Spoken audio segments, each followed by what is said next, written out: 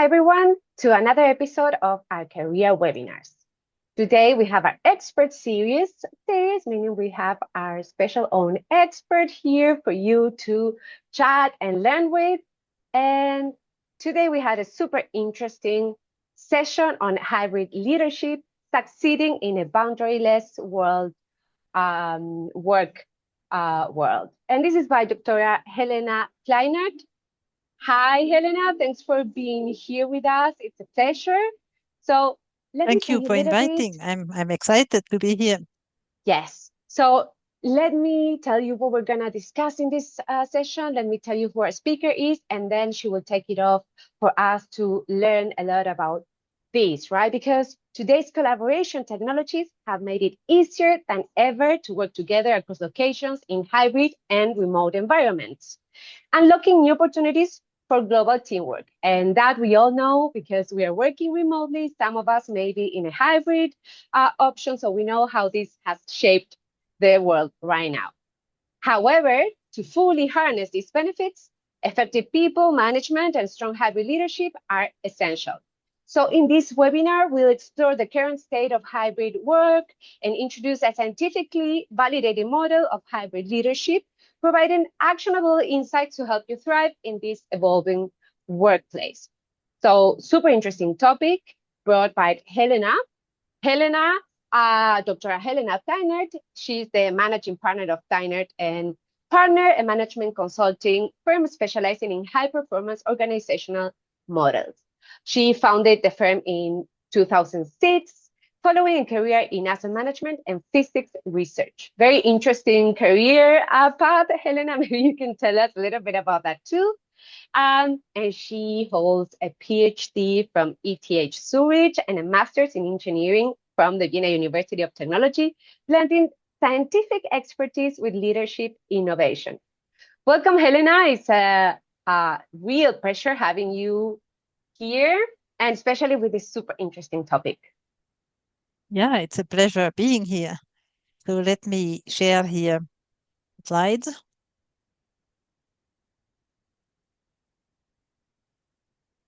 So, yeah, it's a pleasure being here, and I hope I can bring some interesting and useful information about hybrid and remote work to you. So what are we going to talk about? Mirta already introduced me, so we will skip this point. Then we talk about our two core concepts here. What is leadership? What is hybrid work? And why hybrid work? And then we talk about, we look at some statistics. And then the main part will be the presentation of a scientific model that describes hybrid work, hybrid leadership competencies.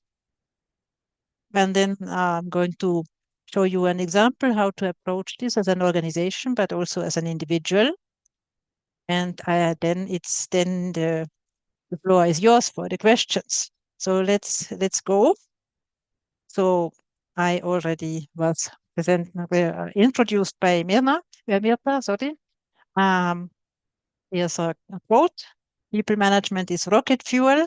I believe that very much, that good people management is the biggest leverage for success in an organization, because everything is driven by the people in the organization. Everything is driven by the individual engagement of people and by the way that they collaborate as teams. So that's where the leverage is more than anywhere else. So leadership. And leadership, that's also a very important part of the leverage. Everyone everyone contributes engagement, expertise, their drive and hopefully enthusiasm and so on in the organization. But to a higher proportion, it is the leaders who drive this. Everyone contributes to it, but those who are leaders in the organization, they drive it. They shape the culture. They shape the vision where we are going in an organization. So what is leadership? Here we could, of course, talk about it We could talk about it the whole day and the whole week and so on, as it has been studied very extensively. It continues to be studied very extensively. It has always been around since the Stone Age. But let's really quickly review a few concepts, a few themes that are general, that appear in practically all models or discussions of leadership. So it's about leaders' clarified values and the objectives of a team, of an organization. Leaders inspire and motivate people. They bring out the engagement, or they foster the engagement. They coach and develop people. And leaders are also role models. Leaders walk the talk. Leaders do what they say.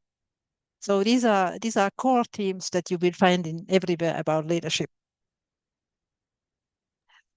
And everything that I said now doesn't apply just to people who have an official position of managing other people, whether they are team leaders, department leaders, whether they are the CEO at the top of the organization. Of course, these people lead. For these people, leading is an important part of their job. But everyone else has the opportunity to lead as well. Let's say in projects, but even without a formal project, everyone who takes initiative uh, is acting as a leader. Leadership is not tied to a management role. Leadership is everywhere, and everyone can exercise leadership. So that's why these leadership competencies that we will be talking about today uh, are relevant for everyone, not just for people in a management position. Now, hybrid work. What is hybrid work? Firstly, it's a really hot topic nowadays. Probably you have heard about it. There is a lot of discussion. Should we work hybrid? How much hybrid should we work? How many days of remote work? How many days of work at a company location? This is being hotly debated. And it's a hot topic. Why is it a hot topic? Because it's not just a process. It's not just a new process in businesses.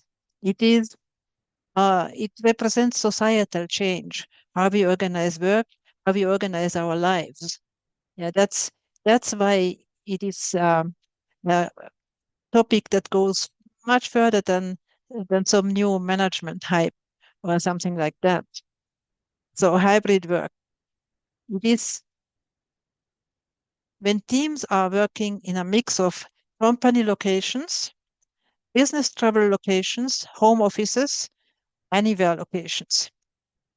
So as you can see, not all of this is new. Like working from company offices, from several different company offices, having teams spread out over company offices, that is totally not new.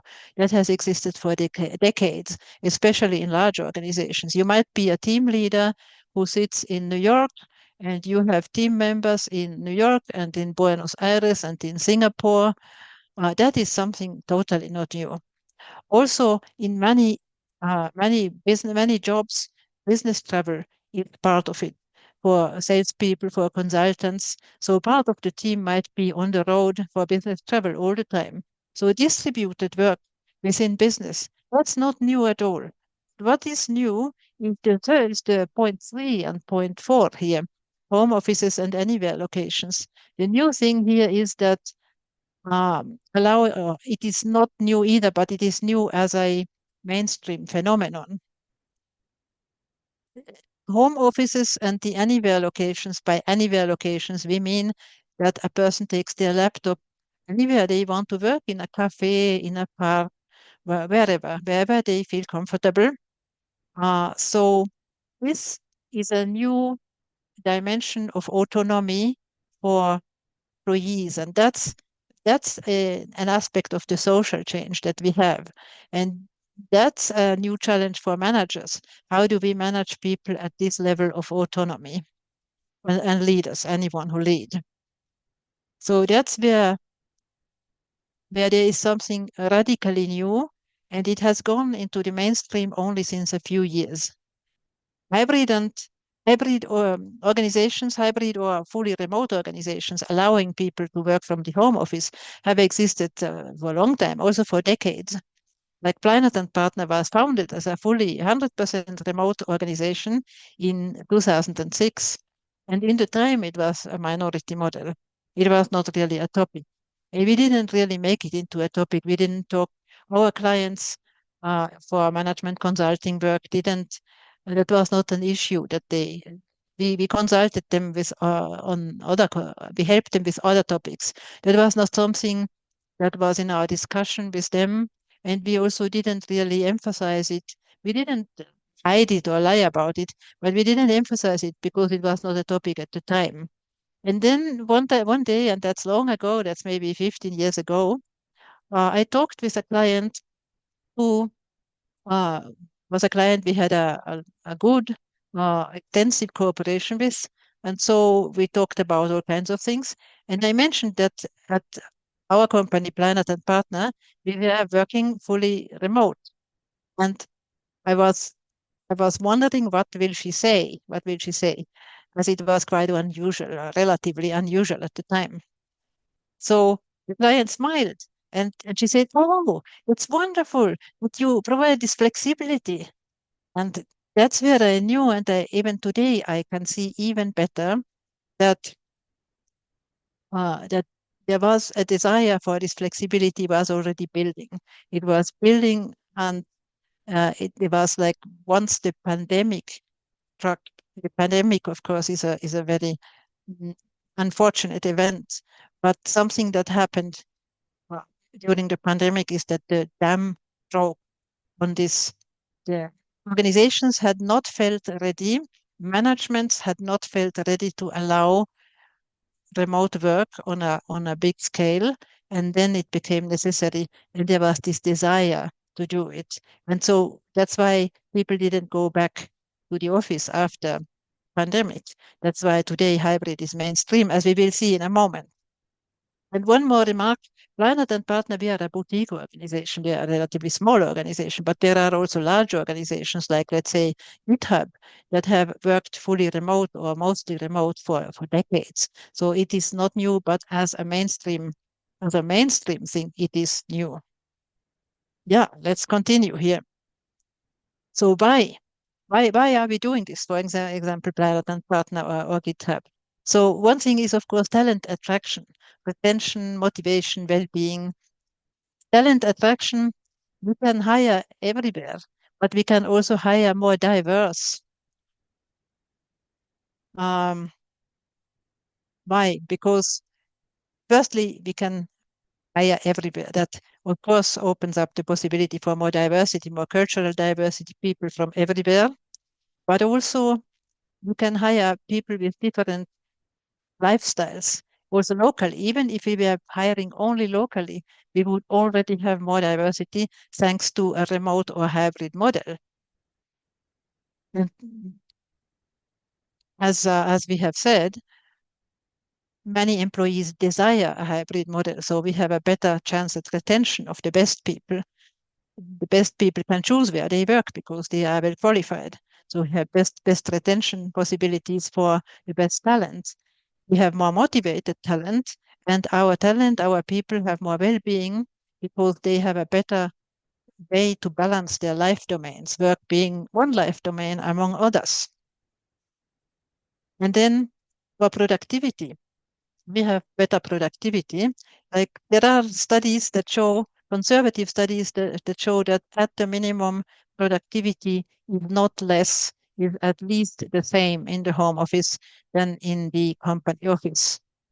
But there are also many indications that productivity may be even higher because people can split their time between, they can optimize their time between being in the office, where they have interaction, where they have meetings, brainstormings, and so on, and at work, at home in the home office, where they have the deep work, where they focus and and do the so-called deep work. So that's something that personally I also experience strongly. That the home office, when I started working in the home office, that's just anecdotal. That's one person story, but I have heard it from others. My productivity became increased more than I could have imagined. So, and I mentioned diversity, local and global, and diversity brings, and that is well known, and many studies show that it brings improved problem solving and innovation power. So it's another advantage. Cost reduction, of course, also. Cost reduction, less office space, less office infrastructure, equipment, and all this, and less travel costs. And then on top of all this, higher inclusivity. We can, as I said, it is easier to include people who, or it is more inclusive towards people who have to juggle life domains like parents or caregivers, or people for whom it is not so easy to come to a company office, like people with disabilities. So hybrid work has a higher level of inclusivity, which again helps the diversity, but inclusivity is in itself valuable, and not just for the organization, also for society, supporting parents, supporting people with disabilities, supporting families, and finally sustainability. And that's also something where hybrid work contributes to society, because organizations that practice hybrid or remote work have a reduced carbon footprint. So that's the why. So you can see there are many reasons, but it has to be done right. It is not going to just work. It's not enough to install Zoom and then everything works. Yeah, that is not. It is a new way of working together, and technology is necessary, but by far not enough. You have to have a new attitude, a new mindset. So, and then to build experience, also build a hybrid culture. So let's see about where we stand on hybrid work today before we go to the question of the scientific model and how to approach hybrid work. So here this is some data from the Flex Index, which shows data from the US market. So it is limited to the US market, but of course this is a very large market that has trends that are probably representative of many other markets in the world, at least similar trends are, we can expect that there are similar trends around the world. As you can see, uh, companies offering location flexibility are about two-thirds today, and this has been like flat since a year or so, and one-third of companies that have full-time in office. So flexibility in location is the majority model today. That's also a reason why it's important to understand how to make it work for people like you who are going to start your careers or are already in the process of starting your careers. Here's another view from the Flex Index. So what kind of models are there? You have on the bottom, you see the one-third who are full-time in office, and then there is a breakdown of the hybrid and fully remote models. So you also see the fully remote is a minority model. That's 5%. It's the hybrid, which is the majority model. And in the hybrid, there is a trend from a fully flexible hybrid. So what is a fully flexible hybrid? Fully flexible hybrid is where everybody comes in as they wish. They come in few days or only on more days or no days at all. Everybody decides for themselves.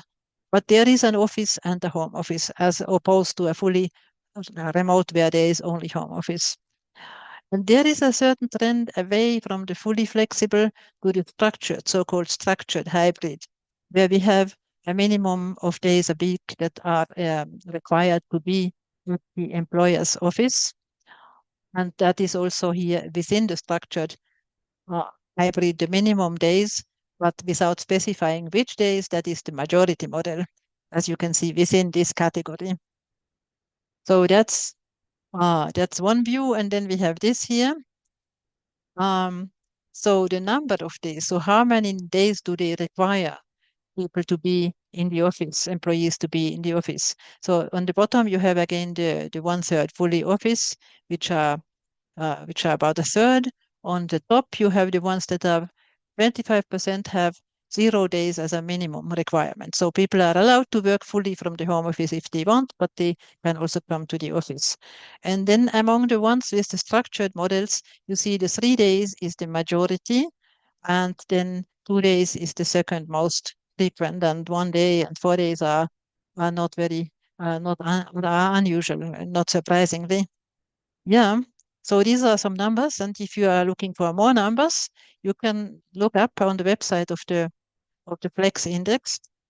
That's a very it's a interesting and very good resource. So because of this, and because of our own background and our own experience of many years of being a remote company and also working in a hybrid way with clients, we look for academic partners to study hybrid work in a more in a more scientific manner in order to be able to support our clients, many of our clients being new to hybrid work, even better. That's why we looked for this cooperation and started a cooperation with the Lucerne University of Applied Sciences and Arts. And together with them, we carried out, and together with a consortium of industry partners, we carried out a project funded by the Swiss Innovation Agency, InnoSwiss. So such a project is vetted and funded by the Innovation Agency.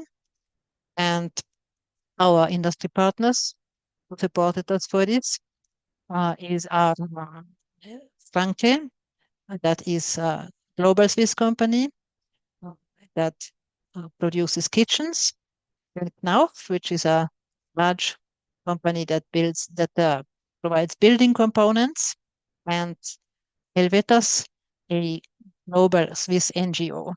So there we had also a diverse group of industry partners, and that helped us test the model. And now to the model. Now to the model. So, as I said, it starts with the mindset, and the model also it consists of 4 competencies that describe that are mindset competencies, and then it also has 4 competencies that are action competencies. So you have a mindset and then you act on it.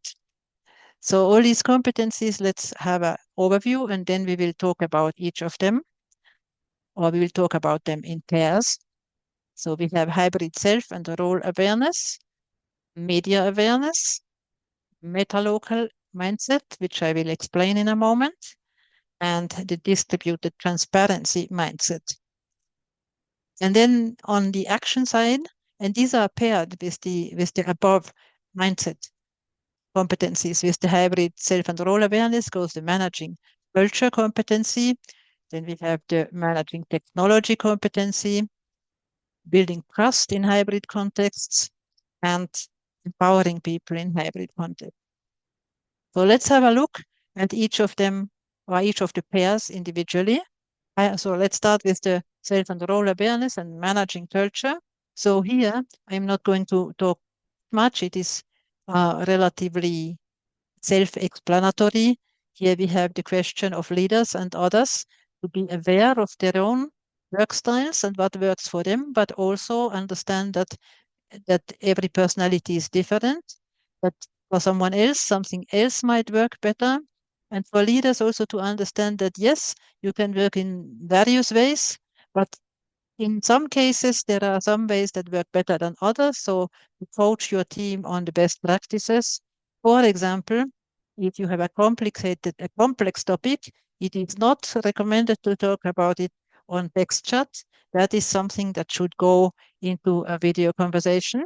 While if you have something very simple, like agreeing on a time for the next meeting, this can be done by text chat, best in a group chat. So these are best practices. But within the guidelines of the best practices, there is still much space for diversity for different work styles. And managing culture is finding the way for an organization to communicate and collaborate. So this is creating a digital hybrid etiquette is a core component of that. And then what is also part of managing culture is as hybrid organizations have global reach, also to intentionally include various cultures and understand the cultural differences. So that's the first part, and then the first pair. And then let's go to the second one, media awareness and managing technology. So that's about knowing the technology map. And let's look at this technology map. We have three dimensions. We describe it with three dimensions: the convenience of use and social presence and the nonverbal communication capabilities, which we have color coded here on this two-dimensional map. And here on the map, we can place the technologies, the media that we use in hybrid communication. This is text, voice, voice and video, so video. And then something that's coming, that's on the horizon, or maybe more than on the horizon, it's just around the corner, immersive tools, and they are fast developing. So text, of course, is the easiest to access. You just type. And that's why the convenience is very high, but the social presence is very low. And nonverbal, there's no nonverbal communication. Voice is a bit is a bit more nonverbal communication, but it takes a bit more effort to access because you need to make sure that the other person is available. Same thing for video, and now we have even more nonverbal communication capabilities. And then we have the new immersive tools, that is virtual reality and augmented reality. And these tools are rapidly developing. And today, as you can see on the map, the convenience of use is still relatively low because the tools, let's say virtual reality headsets, are still relatively big and heavy and so on. And also you are using avatars that do not show nonverbal communication. What would they do show it, but only in part. Something important that you don't see is your facial expressions, or only also if you can see it, then only in a very simplified way.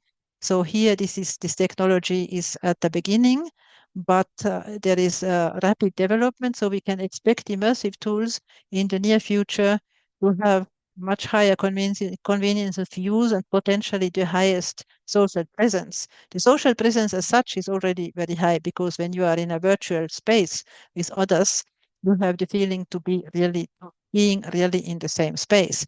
Unlike here on a video conference, we can see each other's faces. That's an advantage of a video conference today, but we are not in the same space. We see each other on the screen like photos in an album. So there are some new technologies coming there, but today, when we talk about hybrid, then really the main tool is video conferencing, and then the supporting tools like text and so on. And not to forget, what digital collaboration has enabled is also not just synchronous, but also as asynchronous collaboration and communication. Asynchronous being when you write to somebody, you write in a text chat, whatever, here is an idea, what do you think? And the other person is just busy at that time. And then 2 hours later, they read your idea and they reply. And at that time, you are busy. And then half an hour later, you reply and so on. This is asynchronous communication. And of course, it can also be in groups, not just one-on-one. And that's something that digital platforms have enabled over the last, let's say, 20 years, and is a totally new dimension of work and collaboration, and which is something very important to include as a leader, as a manager, but also in general as a leader.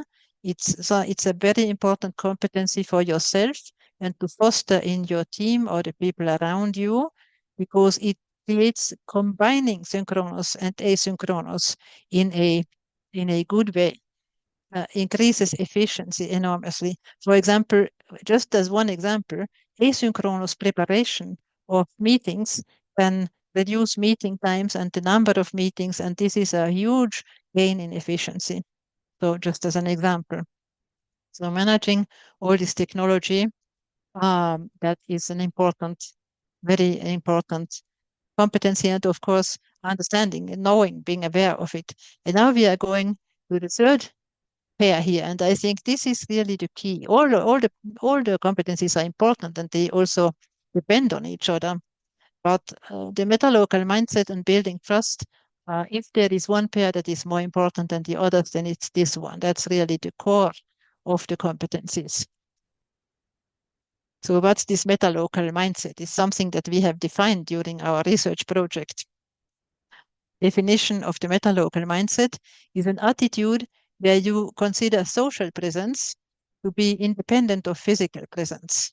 So we are here present relative to each other. I feel that Mirta is just looking at me. So Mirta is present for me, and she is nodding and smiling as I speak. I'm here. I'm here. So yeah, yeah, that is so. That is so. And so that's meta-local mindset, and that also it follows the second point that a place doesn't have to be a physical place. We can also meet in a virtual place and feel that we are co-present. So let me elaborate a little bit on these two. So firstly, talking about social presence. Let's look at these three people here who are in video conference with three other people. So because they have a meta-local mindset, they consider each other to be equally present. And what makes the presence for them is the social interaction and not the physical presence in a room. It is the social interaction. So that about the social presence. And then about place.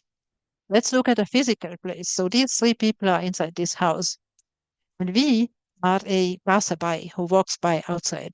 So we see this house. We see a very generic house. Couldn't be more boring.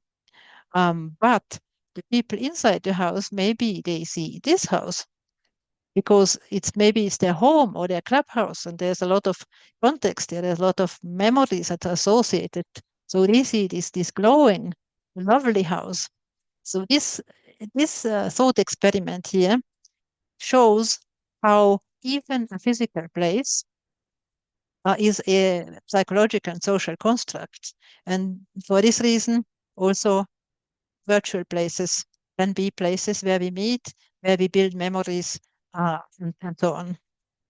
So that's the two pillars of the metalocal mindset. And how does it relate to trust?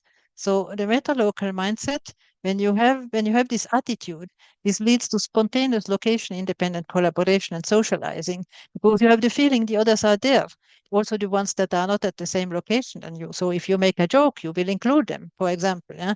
Or if you have a business idea, you will communicate the idea right away to independently of location, but rather to the person that you think is the best recipient for this thought.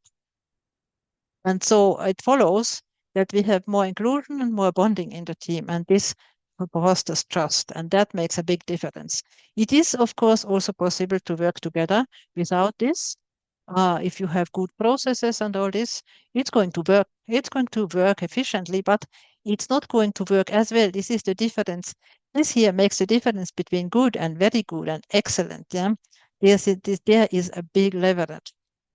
So that's Helena, why can I this, ask you yeah, something? Because I yes, find please. really interesting. And there's this aspect of a spontaneous socializing, right?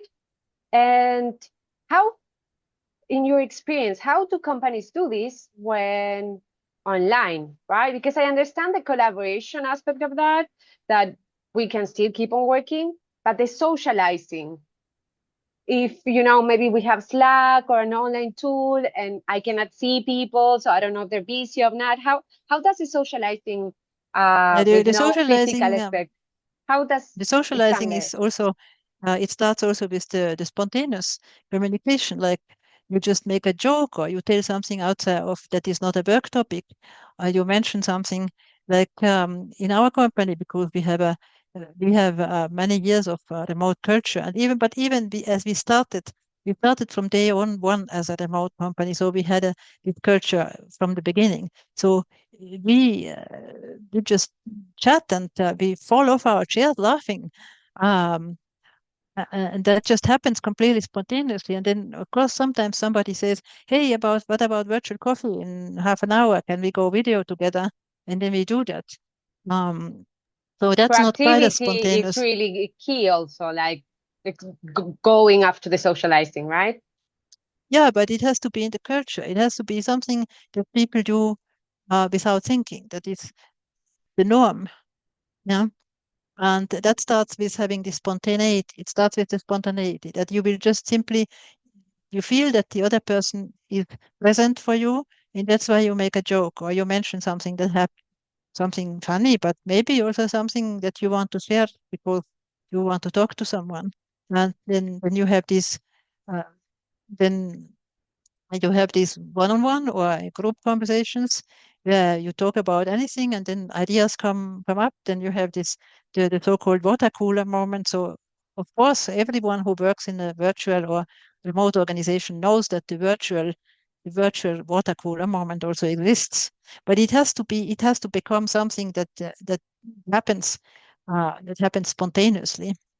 And that's a challenge for the culture, and that's where leaders have to model this behavior.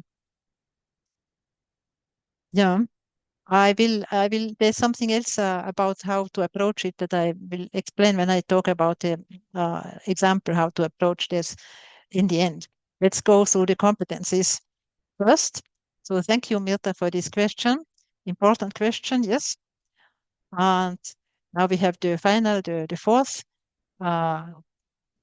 the fourth pair here, and that's the transparency and empowering people. So this is an attitude of being aware of that everyone needs the main information and who needs what information. Like I can best describe the attitude, the mindset of distributed transparency by describing its contrary. The contrary of distributed transparency is if a hybrid team leader arrives at the physical location, physical office, and says to the people who happen to be there on that day, um, hey guys, I have a news. Here are the news. And then the team leader thinks that he or she has communicated the news. Of course, this is not true at all. The team leader has told the news only to the few people who happen to be at the physical office on in that moment, on that day, or even in that moment. So that's the contrary of a mindset of distributed transparency. And then as a consequence, leaders with distributed transparency, leaders are able to empower teams by providing them the information, the tools, but also by having a general understanding in the team who has which competencies and capabilities and expertise, and putting together project teams in a optimized way and so on. So this is here this fourth pair. And is this that's the model. That's the model. And so an example of application, um, how to to foster these competencies as an organization, as a leader who makes decisions in an organization, but also as an individual. How would you approach it? So we have a developed based on the scientific model a toolbox which is called HiFit, which comes of course from hybrid and fit for hybrid. So the toolbox includes diagnostic. We have a diagnostic tool to measure the organizational level of hybrid leadership, but also there is an individual assessment. But that's also, you can also pursue something like this as an individual. You can look to self-assess or have assessed your skills, that matter for hybrid. Then there is a strategic map, which based on the results of the diagnostics makes recommendations what to do. And then there's a portfolio of interventions. We have a microlearning library and we have a workshop series. The microlearning library also includes a self-reflection guided course. And the workshop series, and now I come to to the second part of my answer, Mirta. In the workshop series, like the core, the flagship workshop is called the fast track to the meta local mindset, where we recognize that organizations have this challenge that among the leaders or also everyone who leads in the organization, there are people who have a lot of experience with virtual and hybrid teams, not just at work, but also outside of work in other activities. Some people have experience for decades and as I said, not just at work, also various virtual communities. And with virtual communities, I don't mean only in the flat internet. I don't mean just in a social media group or something like this. I also mean in virtual worlds like Second Life and chat and VR chat and such things. Um, so you have these people, but they are tend to be the minority, and then you have majority of people who have either only little experience or none. And for the organization, it is a big challenge to get everyone on one page and on one level. And the fast track training helps them. And in the fast track training, we put the participants in a virtual environment, and we make them have activities like some creative activity. No, well, the first thing is they have to build a house for themselves. And then we have creative activities and competitive activities. And every time we make pictures and we put the pictures on the wall in the virtual house. And so we create an experience where people can experience hands-on, that they have a feeling of being together, of experiencing something together, of having success, or also some people win, some people don't win, in a virtual environment, and they build memories, and these memories are emphasized by taking pictures. So that is the core element of this workshop portfolio. Of course, we have many other things like how to build a digital etiquette, for example, how to lead a hybrid meeting, all these technical, these are all important things, but I think uh, we observe that organizations often, when they notice that hybrid collaboration is not yet functioning as it should, they start from the wrong end. They start with the processes, like etiquette, like how to lead a hybrid meeting. These are important, but you have to address the mindset first, because when you address the mindset first, then the processes will fall into place more easily. So that is how you can address it. And so this leads it's how to address it leads to your question. So we are here looking forward. Amazing, Elena. Thank you. I have a couple of questions that I've been writing down from our interns who were leaving questions in the Q&A. So some interns said, uh, how can we develop our leadership skills as interns? How can we do this? You mentioned something about leadership. It's not just the people who are right Yeah. there, but how can we translate for our interns who are wondering? Yes. But firstly, take initiative, and then try to make people, convince people of what you want to. Your initiative proposes. When you take initiative, it means you propose to do something. You have an idea. Then you have to convince people of it. You have to inspire them. You have to show them the vision, even if it doesn't have to be a big, large vision. It can be something small and practical, but still, you are proposing it because you have a vision why this will be good. So, proposing, taking the initiative to propose something, firstly, even to think about it, to question things. How could we do it better? Then to propose it, then to inspire people to do it, to convince. And in fact, when you are not the boss, this is more challenging than when you are the boss. So it's an excellent exercise in leadership.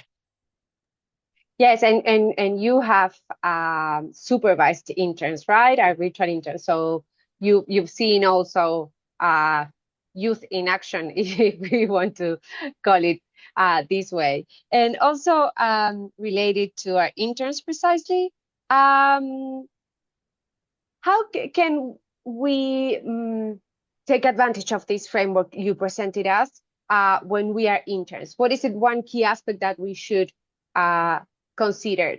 Is it like the mindset? Is it learning the tech? How could you translate this for us interns? I think that all the competencies are important. And Uh, let me go through them quickly. So the first pair, role awareness and culture, is to reflect on what are your preferences, how what works for you. Does it really work like this for you, or do you want to change something? And then understand how things work for others, and also develop intercultural competencies, awareness of differences in culture, and how to work with them. In the second pair, media awareness and managing technology. So media awareness, very important to understand what media there are for collaboration and also where the development is going, because technology is developing very fast, and understand what the strengths and weaknesses of each of them are. And the third pair, the meta-local mindset and building trust, is to, if you are not already in various virtual groups and activities, to look for this experience.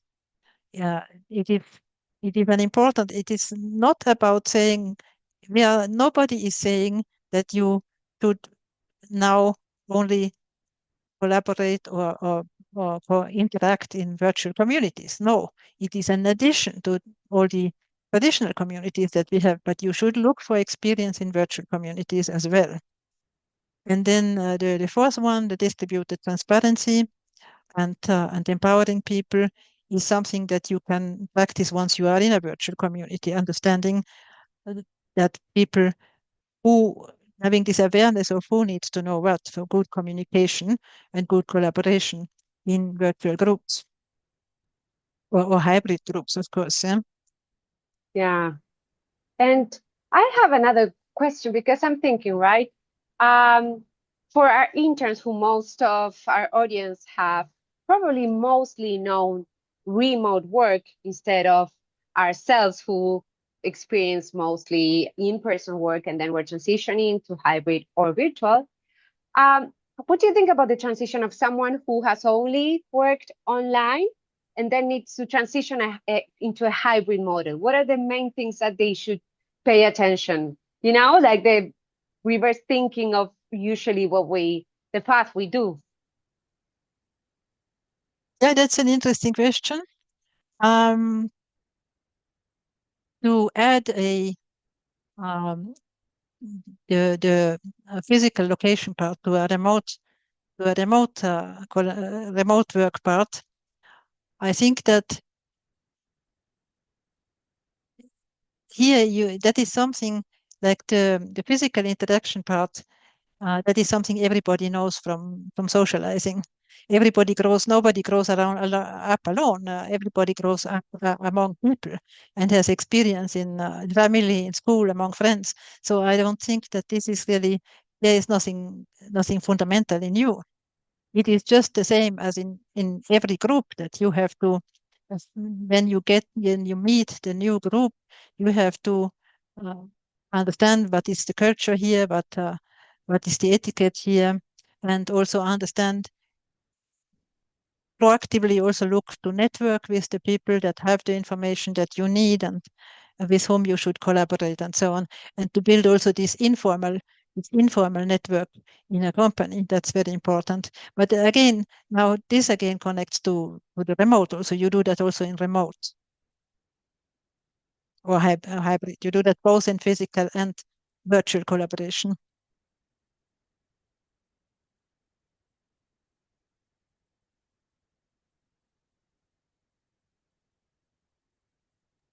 Sorry, I was muted. I was reading our messages. I have one message here that says, as an intern, I realized by offering to help other interns who seemed to need it, slowly drifted me being selected indirectly to represent or guide a small group of interns, and eventually having small briefing meetings with management and supervisors. Okay, I think someone is sharing an experience of leadership, right? How we were Yeah, it is an discussing example. before, yes, of being proactive, right? Showing Yeah, initiative. that is an Um, example of leadership. Yeah, yeah. yes, exactly, exactly. Um, Excellent, Helena. So I think we're almost reaching to the end of our webinar. That was very quick for me.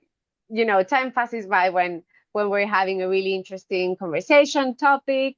Um, let's stay in touch with Helena. Remember that building a professional network is super essential. Building a professional network takes a lot of time, so take every advantage to meet new people, to engage.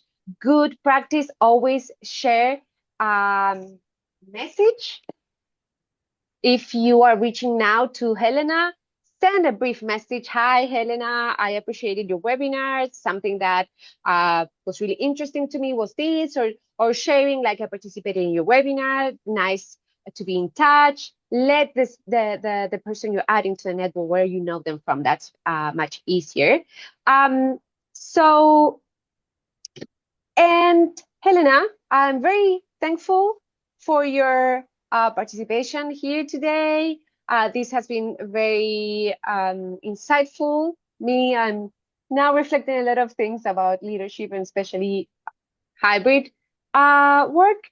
And so that's it for today. And everyone, I really thank you for your Thank time, you for for being having me. here.